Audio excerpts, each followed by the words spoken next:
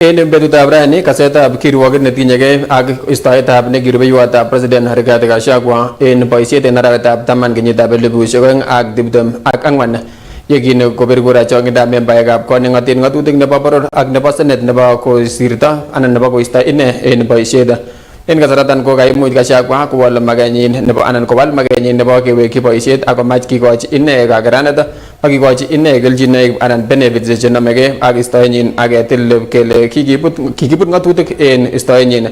Kobun ogilyondenyin cheboto Paul Muide ak alak komwa kole kimokiib keretab biikab boror kotinygei ak notok. Rigathi Gachagua amended and served his re-amended petition dated 13th of August 2025, in which further re-amended petition, he abandoned the prayer for reinstatement.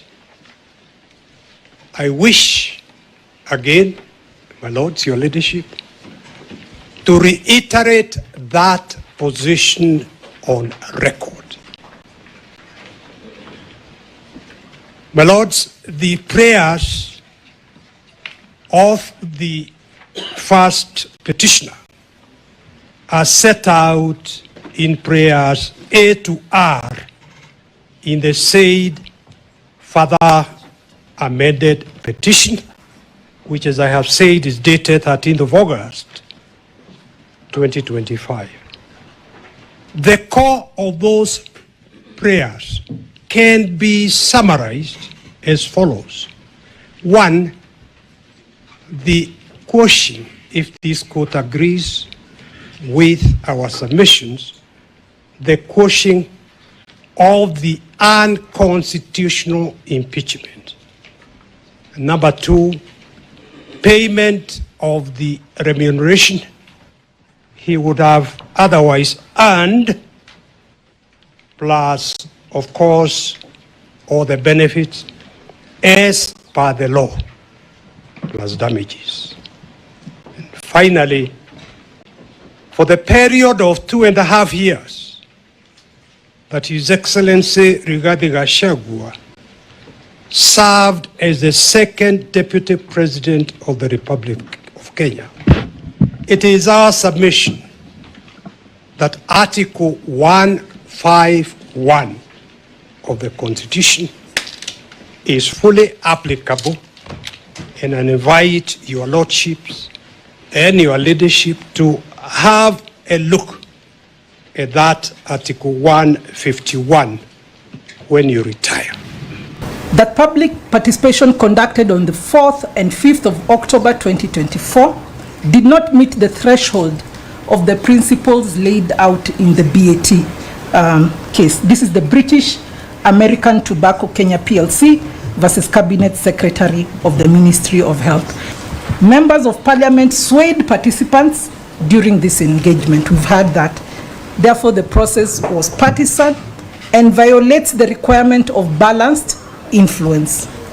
We've also heard of the no integrity or transparency because forms were unverified and cannot still be verified to date. No serial numbers on those forms that were used for public participation. No methodology was disclosed.